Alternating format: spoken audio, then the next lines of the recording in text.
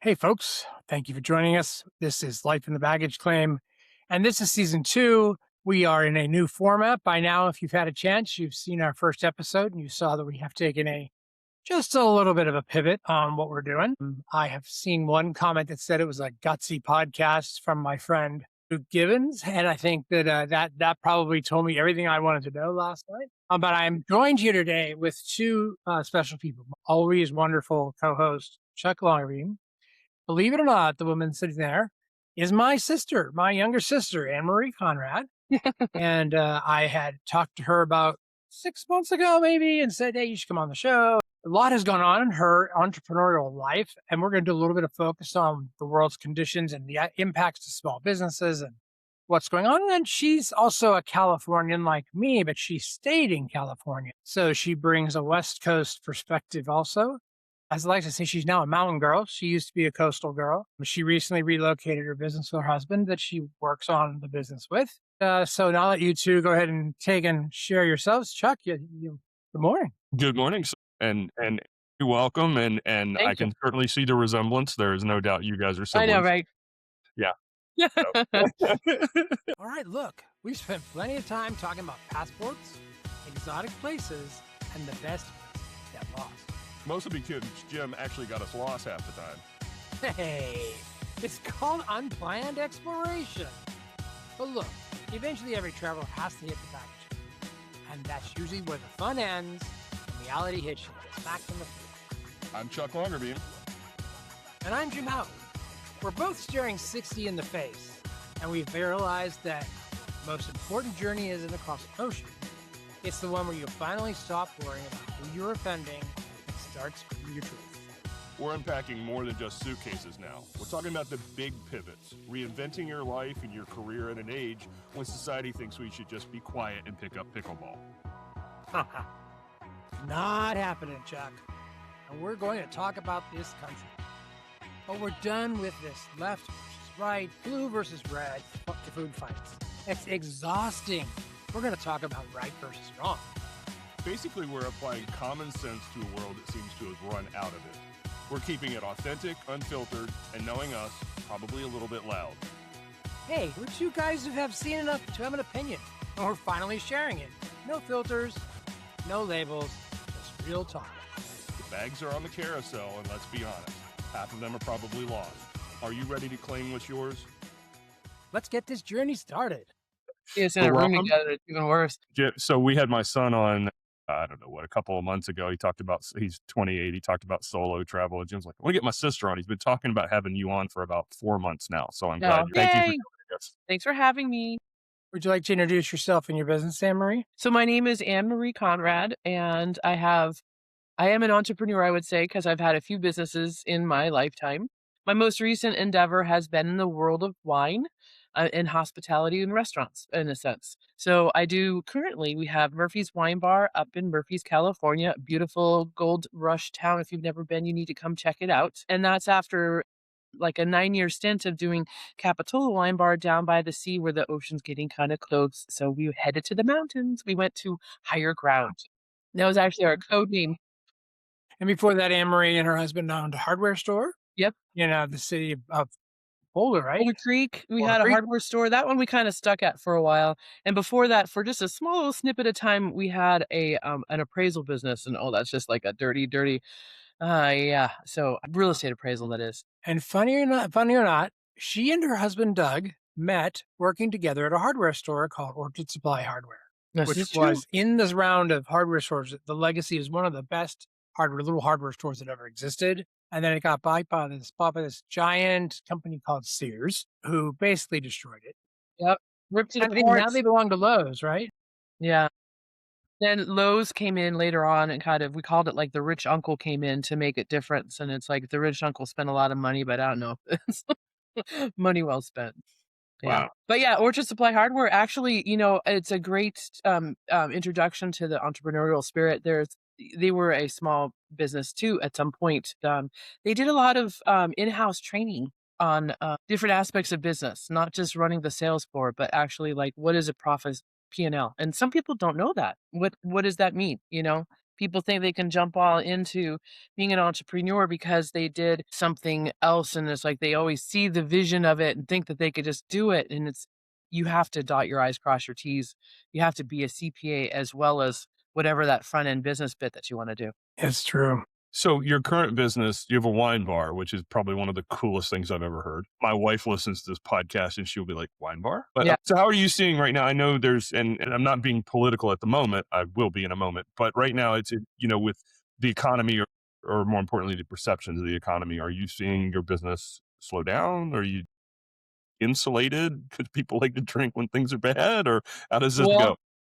there is that. People will drink, like, and it's also, social environment, right? It's really important for people to go out and have, like, those social environments, and a wine bar is just a little step different from just, like, a dive bar or a regular bar, if you will. So it's a tough gauge right now. I would say that we're the new kid on the block up here, so it's like there's an interest in just us being in business and coming and checking out, which for having customers come in for that could just say something about the economy right there for here. I feel like you asked me about, like, do we feel isolated? I feel a little different. Like, business mentality and people here are very split. There's more speckling. When I was in Santa Cruz County, it was like pretty predominant that you were just on one side of the fence. So here They're it's very like liberal speckled a little in bit that more. area. Yeah. You get up into the mountains of California, people start to get a little more conservative. They can, yeah. When they talk about the blue and the red, and they talk about the purple. Yeah, they don't Okay. like blue. So our business itself, goes through a seasonality anyways, and so having had our grand opening just December 5th, we came in there and, like, towards the end of summer and saw some of the business, but it's, most recently, I would say there isn't much conversation about other things than just general life stuff. So Gotcha. not so much into the politics. So maybe sometimes people feel that that's, like, a place to escape it too sometimes. I was Well, gonna say, when I you know go Jim and I, I please was just go saying, ahead. when you go to a bar, you do tend to get people talking, right? The more they Yeah, drink, and they do tend to talk on either current events or town events or right, something local, right? Especially in the case of where you're in more of a local establishment. And I think, for you, Chuck, to understand that they have it's a cute little place that they had down in in Capitola. I've seen pictures of the new place, very similar vibe and aesthetic they're doing. yeah, And it is the kind of place you walk in where there's a couple couches, maybe there's some chairs and high tops, there's a bar, but it's meant to get people to talk, right? And that's one thing that I think she's great to talk here today, is she's probably hearing things, right? She can tell you like sentiment and such, but it's a fun experience if you're ever in. If any of you wish to go to Murphy's, you can reach out to me as a travel agent, and I will get you there. And I bet you I can get you a deal on your first real round of drinks with the sommelier. I knew the shameless plug was coming. That's beautiful. right, yeah, Well, one of the other reasons I was asking you about that is because Jim and I both ran into the same problem. And when the economy gets bad or the perception of the economy is bad, one of the first things that people stop doing is spending money on entertainment or mhm, big entertainment. Like coming to a wine bar, that's one thing. That's an afternoon, that's an evening, that's not well, it's not going to break the bank necessarily, but going on a $4,000 or $5,000 trip, well, that's the first thing that constricts and contracts. So we've been struggling with that. He and I've talked about that. We've been struggling with that. It's, people aren't spending that kind of money right now, which is fine. Well, it's not fine, but it is what it is. The economy's always got ebbs and flows. right. Yeah, we've been talking about that. And I don't think the current administration is helping that at all. But that's as far as I'll go with that at the moment.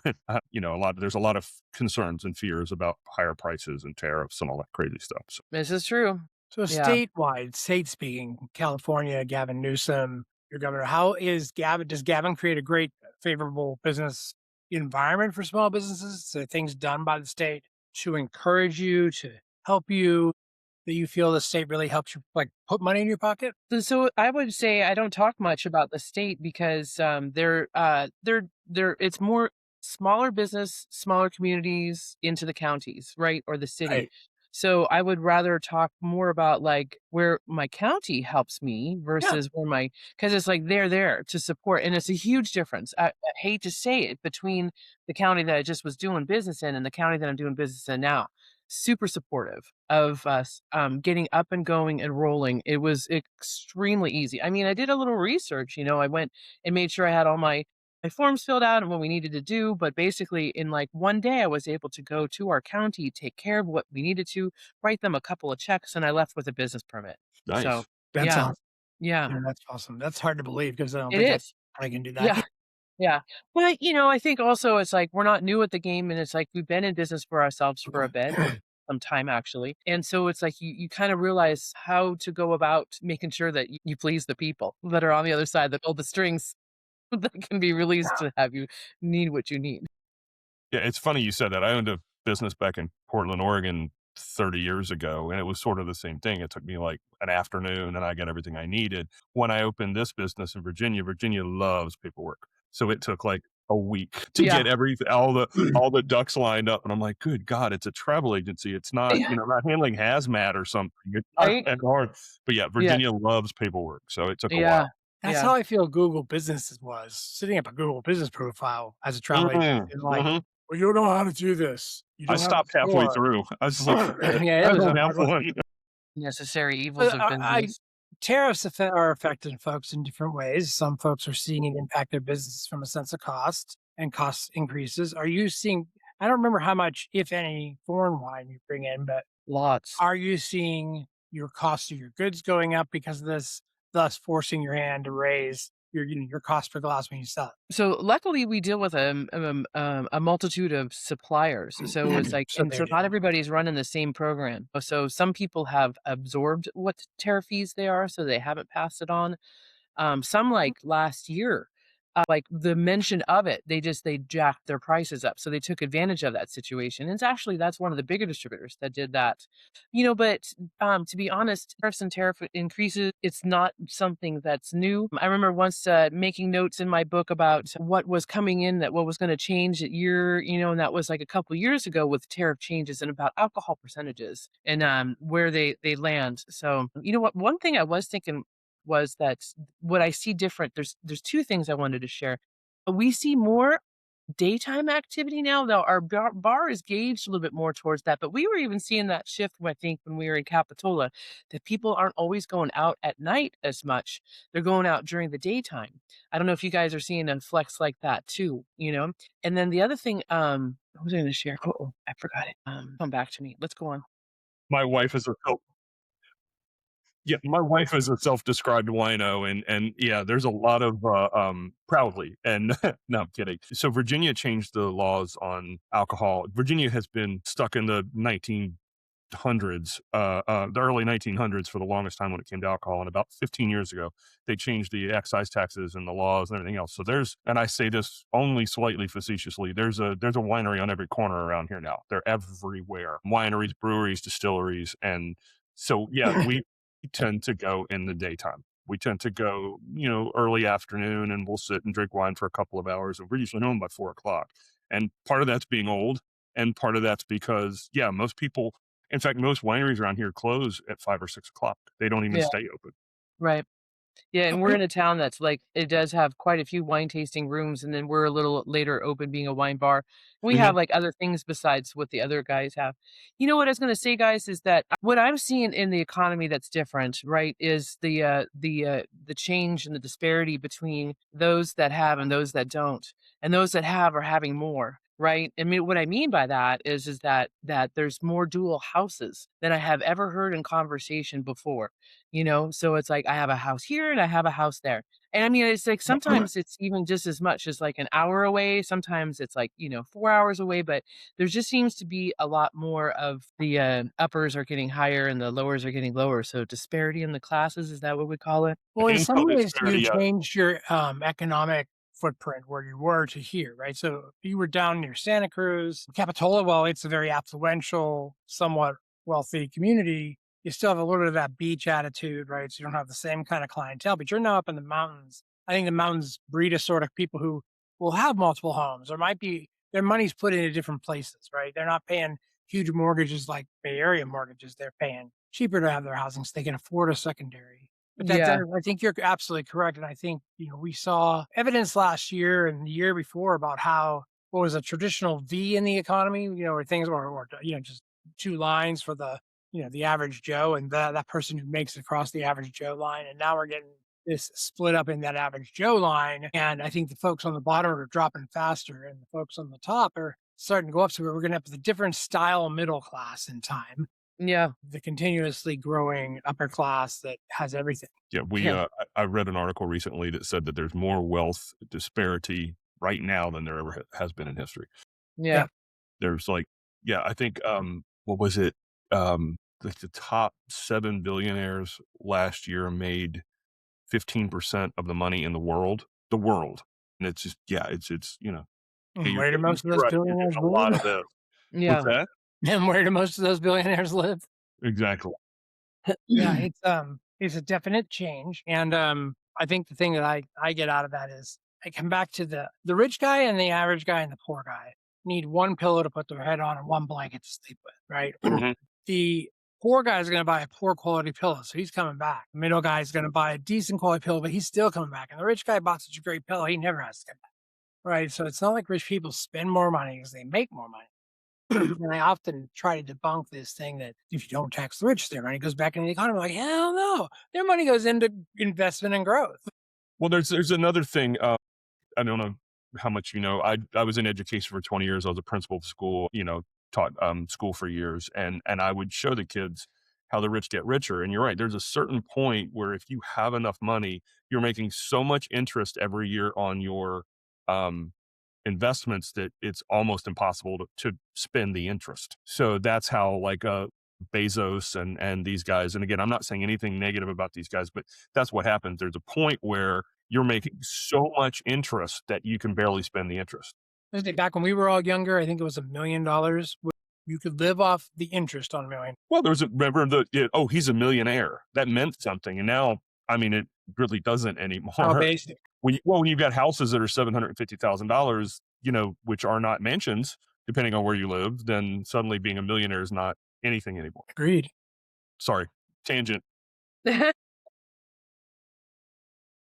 Well, so Emery, do you make your own wine or do you just? No, we curate a list. So we taste a lot of wine to find wines that are pleasing to the palate for us, and then yeah, so we and develop relationships. Wines we have are from all over the world, so we have some local influence, but it's also just it's fun to like taste and compare what everybody thinks like what a Cabernet is supposed to taste like, but you compare that same grape to somewhere else in the world, and it's fascinating. and Emery, you've got your sommelier, right? You are a I am a you are- sommelier. yes, sommelier. Oh, Yeah, so yeah. she's Nice. Not a master. I don't want to discredit because there are only so many of those. So I'm just I am a sommelier certified. I have a little pin. I don't have it on, but Very nice. what that means in life is that whenever you drink water, you have to drink it out of wine glasses, and when you drink, Well, see, I saw you get up and get the wine glass. I'm like, okay, she's going for it. It's like, I know it's just nice. like drink it out of a mug, or I could drink it out of a wine glass. Well, I saw you came back with water. I'm like, because I was going to go get a cocktail, and I'm like, but Yeah, it's a little too I didn't early. want to be the only one. no. I mean, and though this they one do is a say lot about my Moscato is the sister. breakfast wine, She so chases everything down with a gusto, right? I mean, Yeah. there's a lot of family resemblance in the we go for the gold. We're not going to take silver or bronze, right? yeah, We work hard. It's Yeah. a family thing. And her and my dad used to have a lot in common around wine because his love for wines, I think, is instilled in her. She feeds the family with information on what wine you need for what holidays, and As you should. Yeah. Everybody needs that person in the family. Absolutely. right, yeah. That's fantastic. You were So talking let's about wines in different places. We went to Paris in 2019 and spent like my wife studied this at the Sorbonne back in the day and speaks French fluently and all of that. And we were sitting at a little cafe and I ordered a glass of wine and it was $6, whatever. It wasn't expensive, but it was a Bordeaux and it was one of the best glasses of wine I've ever had. And I'm just like, good God, like, I mean, it was just basically table wine to them. And I know because, it's cultural and much different than it is here. But I just remember that I tasted like, taste it. She's like, oh my God, that's good. I'm like, yeah, it was like $6. Nothing. Something you'd have paid, $100 a bottle for here. They didn't invent wine, but they've been doing it for quite some time. So Yes. I think they've got it down. right, yeah, they know what All they're right, so doing. let's shift gears a little bit and talk about current events, what's going on in the world, and kind of things that are important to think about. And we'd be remiss if we didn't talk about Miss Good's situation with ICE and still what's going on with ICE. So it's been another one of those weeks where, as Chuck and I have said, you open up and read the news, and you go, boy, I have lots of content for this coming weekend. Well, I think the big one that came down yesterday is the Department of Justice is now has opened a criminal investigation into Tim Waltz and Jacob Frey, saying that they are part of a conspiracy to get in ICE's way and cause problems, and that they are somehow involved or the puppet masters behind all of the anti-ICE movement. When didn't I was just gonna HHS hang for a announce minute.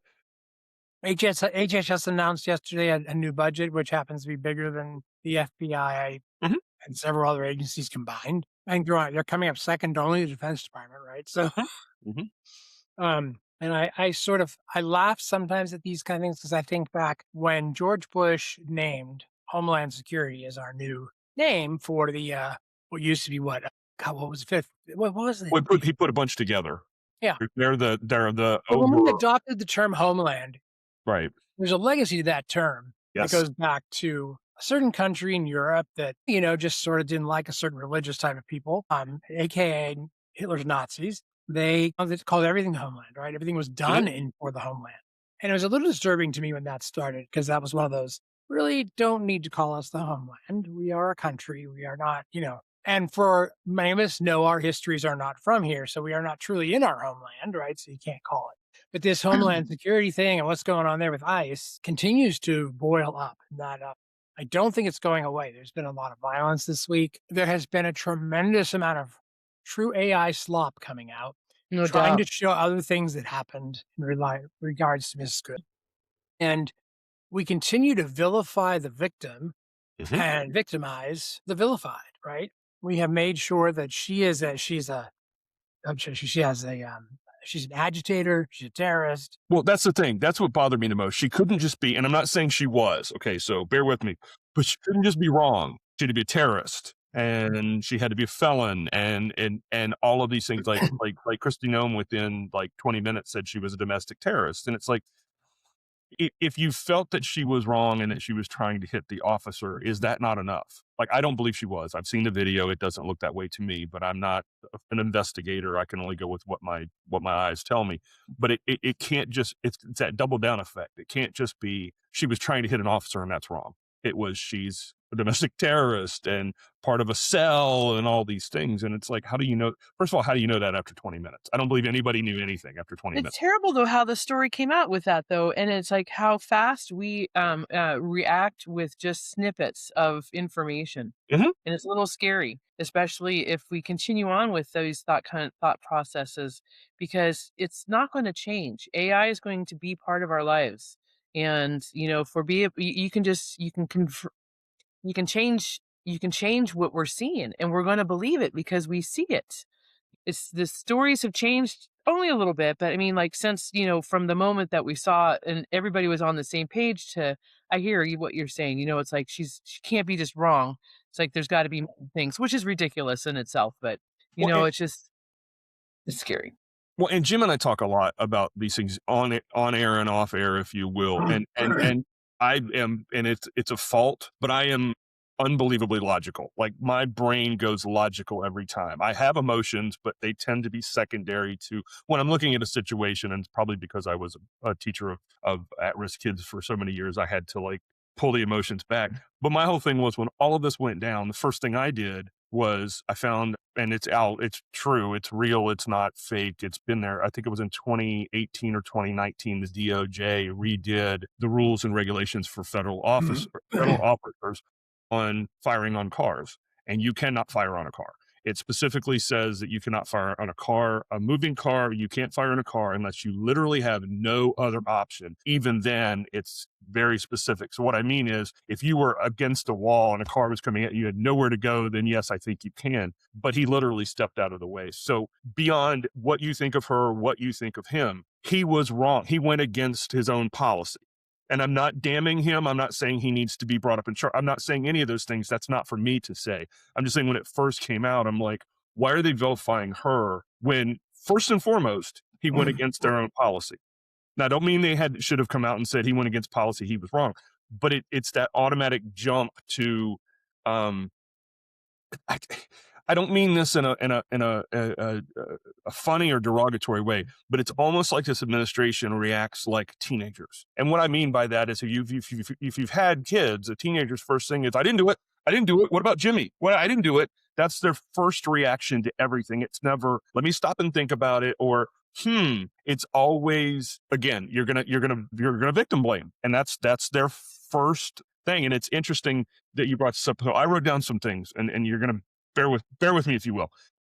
This poll came out on Thursday, and that's any other politician, any other group of politicians would huddle up, freak out, think about what their next move is. But 37% of Americans approve of this administration's foreign policy. 37% approve. 56% oppose the move in Venezuela. 57 disapprove of the handling of the economy. 56 disapprove of Trump's performance in office. So, I mean, any other politician, and that's the world we're not living in now, any other politician would be like, oh my God. You think about Biden, Obama, Bush, Clinton, even Trump's first presidency, any other group would get together and go, we've got to right this ship.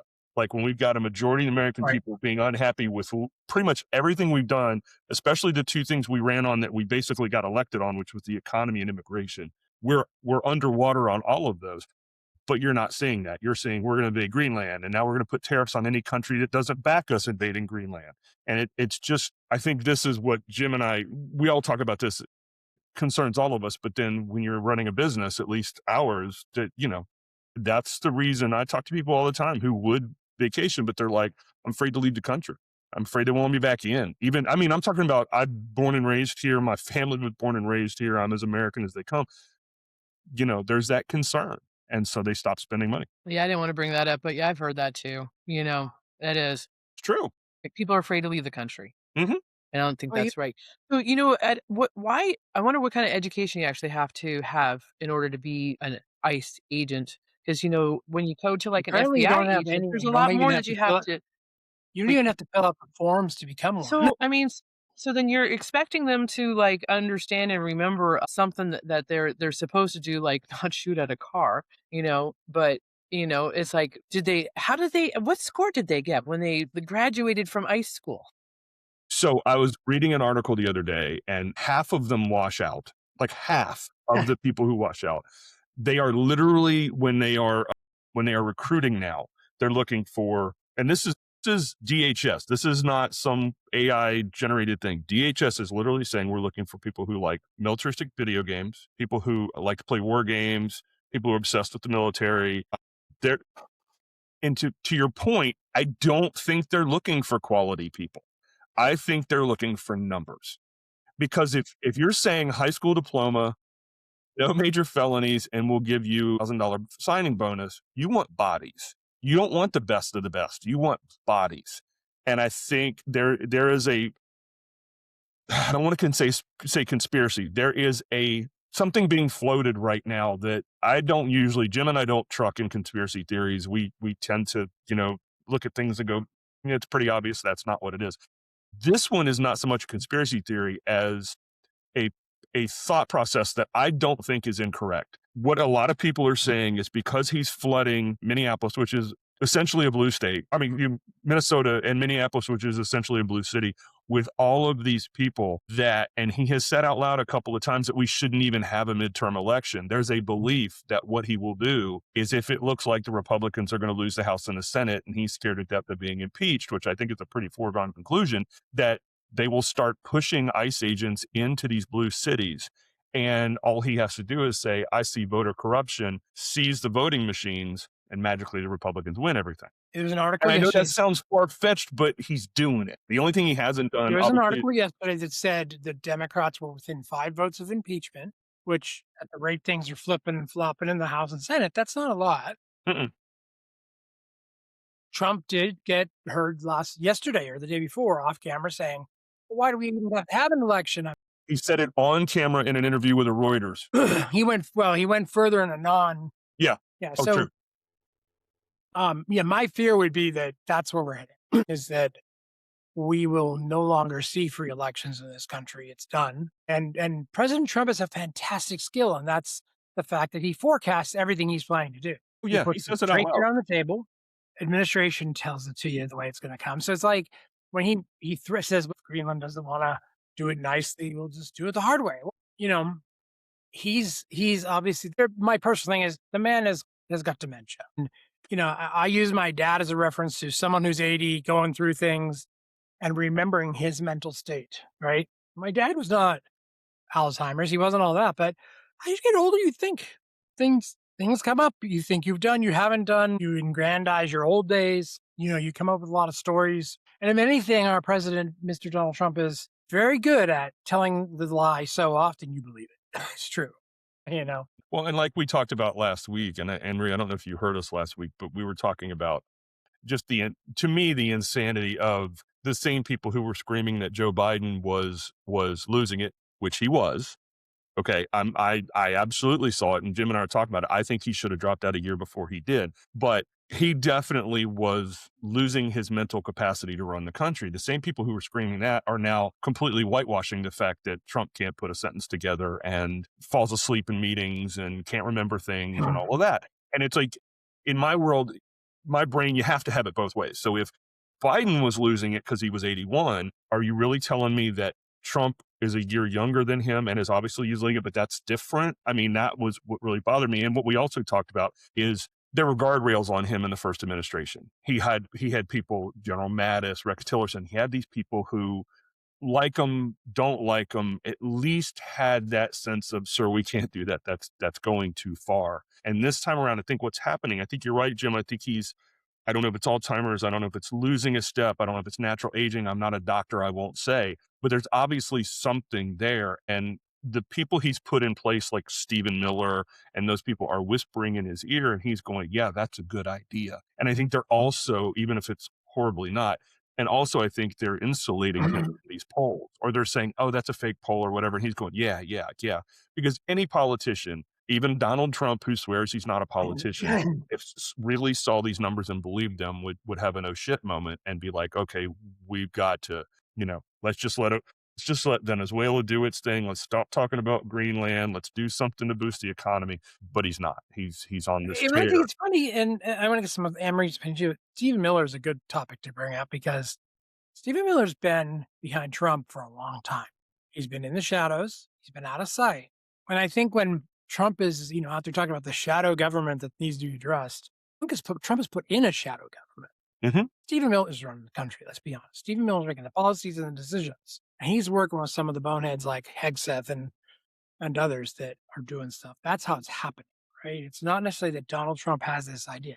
Someone puts an idea in his head, and Donald Trump runs with ideas that he thinks make sense. And it's one thing I can't fault the man for. That's been his career, right? He will think about something and he'll wish it into truth, and he'll make it happen. And that's made him, when he was brilliant as a businessman, those were his brilliant moments, right? But he also doesn't have enough to say, wait a second, is that the right thing? Well, there's obviously no long-term planning. There never has been. It's just, well, for example, when in 2016, as soon as I'm elected, I have the world's greatest healthcare plan. I'm going to present it. It's going to replace Obamacare. It's going to be phenomenal. And literally since that day, it's coming in 2 weeks. And we're at 10 years now, and it's coming at 2 weeks. And he came out, I think it was Wednesday, with a new health plan that is, take your taxes and give it back to you. To be generous, I'll call it a framework, but there's no specifics whatsoever. And he said, I want Congress to pass this right away. And even Republicans are like, pass what? There's nothing here. You're saying you're going to drop drug prices. You're going to hold insurance companies accountable. It's like, what are you talking about? This isn't even a plan. So I don't know. I don't mean to hammer the man. Jim and I've talked about this. I really want to call balls and strikes, but when you're the one in power and your party is running both houses of Congress and basically letting you do whatever the hell you want to, I will say this: I am sick to Democrats sitting on their hands. I know they are the minority, but I'm tired of strongly worded letters and things like that. It's like, do something, bring something to the floor and make Republicans vote on it, make it uncomfortable, do something, say, hey, or at least try to bring it to the floor. And Mike Johnson saying, we're not going to vote on this. Run on that. Go on every news show and say, we're trying to, whatever it is. I don't care what, we're the shutdown is a perfect example, right? The Democrats tried to say, hey, we're ready to play ball. they're playing that game, and it did work. And Amory, what do you think of here? You're quiet. Don't be quiet on us. So yeah, it's like out of all of this, what I think about a lot is like how, okay, so manifestation. I'm gonna just say it. And it's like I really do believe that there's a lot in like what you can do to make your life be what you want it to be. And I get really lost in the fact of like how am I letting this all happen? How come this is like this is my life that this is happening here? And so I feel like something's lost, but I also feel that there's other people that are doing their own part to manifest what they believe that they want to have happen. So, like in this platform, I would say that we all need to, there's the act, but there's also the think. And it's like there's a real strong power in just our brains, and we need to think the right things. Don't like worry about the problems, they're there. We have to think about what we want, right? The what and the why. And the universe figures out the when and the how. So, the what and the why is what we need to figure out here to like, what do we need to see? Like, let's stop talking about like all the shit that he's doing wrong because we all know that.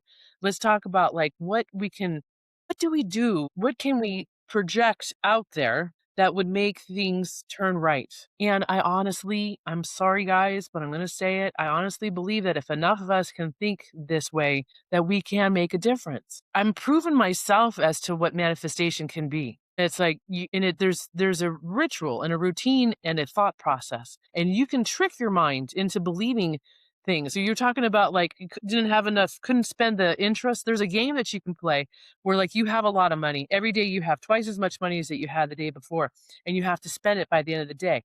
And you go through this process and you do this for 30 days, and your mind doesn't realize that it's a trick. It thinks it's reality because this is what we're thinking.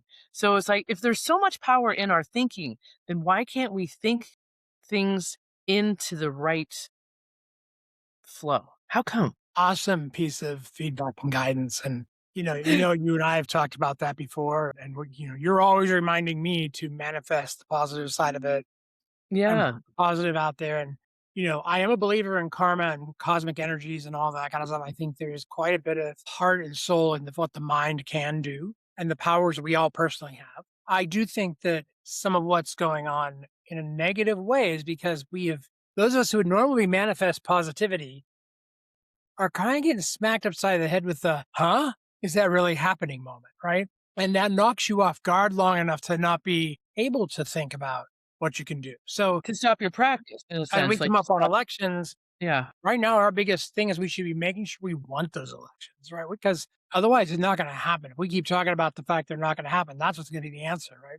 So I Yeah. agree with you that we can find action to take in our own lives that is positive, that is forward thinking. I posted on my social network the other day about music I particularly love in the trance and psytrance space has started to rise again. That music has historically been associated with change and big psychic change because that music, a lot of folks would tell you, opens portals and doors and all these. If you want to get woo woo and crazy and go into that magical domain, this music would say open portals and doors to other places where you can grab the energy to feed yourself, right? And so, if you even just Matrix, they use that kind of music. Other movies, it's been a big deal. And I'm seeing groups, and one of my favorites, Astral Projection, has been around forever, finally released another album. It's been something like 10, 15, 20 years since that group had released an album. So it's a big deal because these are older guys now. Right? Rayleigh's doing psytrance, but I'm seeing more and more. And it's not just because I'm in the echo chamber for my beliefs. I'm just seeing it. Tiesto's going back out there and performing. So it's kind of, I think to myself, that's the first glimmer to me that there's a rip opening up, right? We're getting ready for a cosmic change. The people will bring a shift because what I see in that music also is a lot of younger people who go to that music because they believe they're finding a harmonious place where they can reach for more, right? So that's as woo as I'm going to get right now, but I do believe there is something to be said about when certain music comes in, or at least like country music's popular when times are tough, right? So it's time. I think things are starting to start to shift. And I do believe people waking up at some point. And if you've read like the Celestine prophecies and stuff like that, it'll tell you eventually we do come aware to the fact that we have so much more. As I drifted us off a little bit of politics. Yeah. There is a way to change what's happening out there. You don't have to write hate letters to the president. You don't have to take action and go protest, but you do have to set intention and take a plan out there that you're going to follow through. And one of those things that I always like to say is talk to your friends and talk to people who don't agree with you.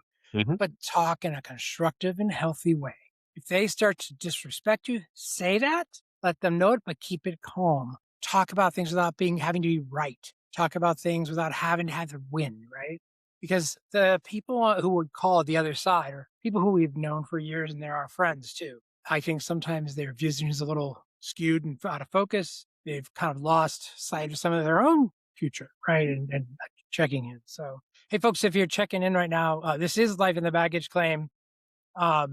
This is our new format and our second season. We have our special guest star, Marie Conrad, who not only is an amazing business owner, but she is my sister. Isn't she pretty? She's my best friend. She's my sister. She means everything to me. And we have reconnected, right? So my sister and I have not always had good times together.